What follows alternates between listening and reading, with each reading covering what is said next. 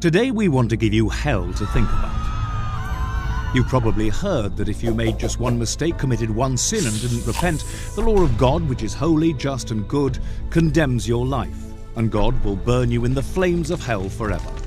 It's true. Sin can keep you out of heaven, and God will purge sin from his universe with fire. But does the Bible teach that the lost burn forever in hell? If you're an agnostic, you might be thinking, if that's the kind of God you serve, I don't want anything to do with him. I could never respect or love a God who burns people in hell forever just because they don't love him in return. A well-meaning Christian might say, God is God. Who are we to judge what he does or doesn't do? After all, the Bible teaches that the wicked burn forever in hell, and that settles it.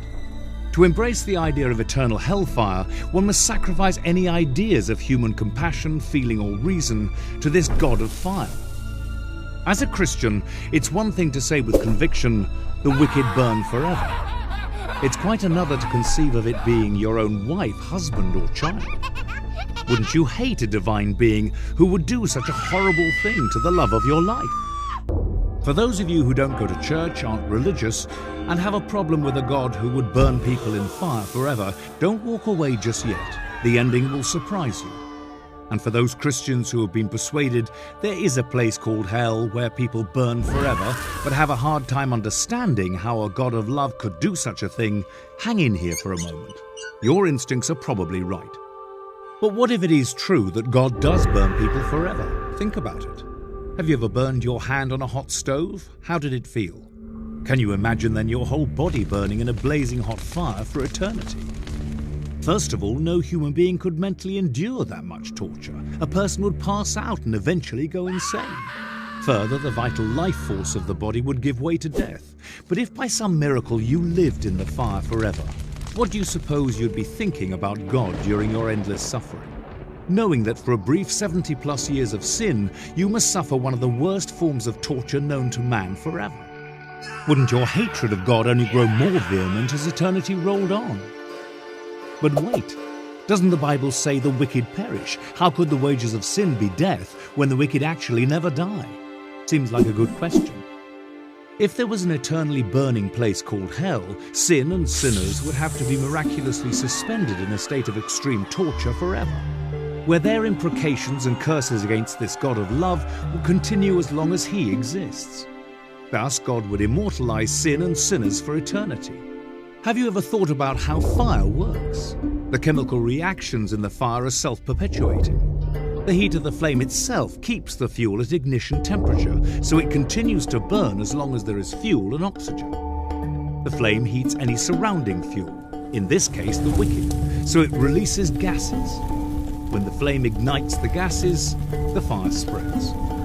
Fire is self-perpetuating, which means as long as there is fire, it burns until nothing is left. So here is the logical conclusion. In order for people to live more than a few minutes or seconds in a fiery furnace, God would have to create a miracle to keep the physical body from being consumed by the fire. Otherwise, no one could live more than a few moments in the inferno. And no human being has the vital force to withstand that kind of pain more than a few minutes. It is logical to conclude then, if you believe in the doctrine of eternal hellfire, you must also accept the fact that God tortures people forever. Can there be any stretch of the imagination or logic where one can reconcile these two realities? That God is love, and he burns people forever. These ideas are mutually exclusive. Either God is not a God of love, in which case he might burn people forever, or he is a God of love, in which case he would never burn people forever. How many billions of people have gone to Christless graves? Are they all doomed to suffer the wrath of God for eternity? And further, could you love or trust a God like that? A God who says, if you don't love and obey me, I will burn you forever. Could a woman ever love a husband who told her, honey, if you don't love me, I will torture you as long as you live? Wouldn't the very thought of a love for her husband be destroyed by such a statement? How then can we expect people to love God with this same sentiment ringing in their ears? If you don't love and obey me, I will torture you forever. When challenged on this point, however, many Christians say, who are we to tell God what he can and cannot do? He is God, and he has a right to do whatever he wants. But according to the Bible, he would never do anything that wasn't just and righteous. The very character of God is maligned when we say he burns people forever. And that is exactly what the dark side wants. Another question: would justice be served by burning a human for eternity in the flames of fire for the bad things they did in this life? Note God's comment on the subject. This is what the Lord Almighty said: administer true justice and show mercy and compassion to one another. And Moses said, for all his ways are justice, a God of truth and without injustice.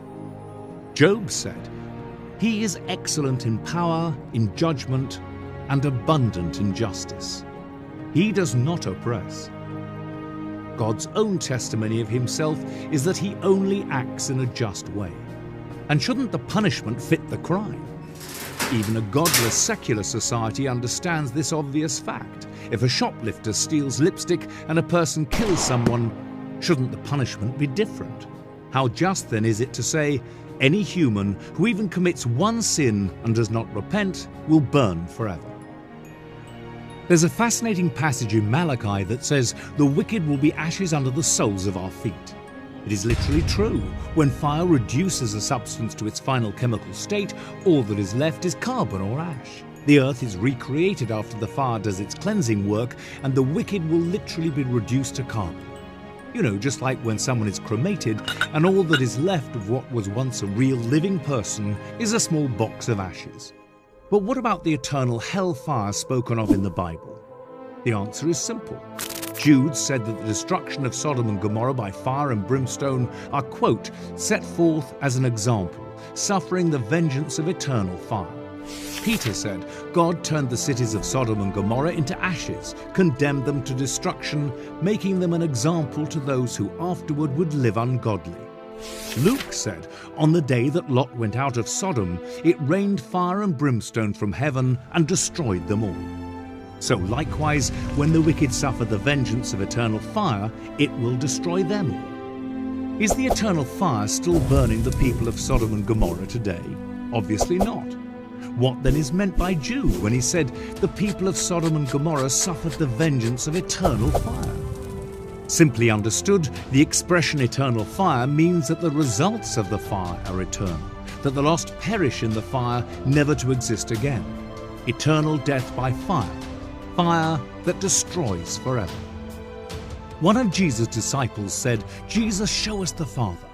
Jesus replied, Philip, haven't I been with you all this time and you don't know the Father? He who has seen me has seen the Father. Jesus prayed that his Father would forgive those who were crucifying him. Jesus said, love your enemies, be kind to those who despitefully use you. In all of Christ's life, did he ever manifest a spirit that would warrant the idea that he would burn people forever who didn't love him? Why then would his Father in heaven do anything different? God is the same yesterday, today, and forever. If we could learn but one thing from the life of Jesus and what his life tells us about his Father in heaven, it is this: God is love. This is good news. God is love, which means there is no eternal torment for the lost, but a cleansing of the universe from the curse of sin. That, my friend, is the truth on hell.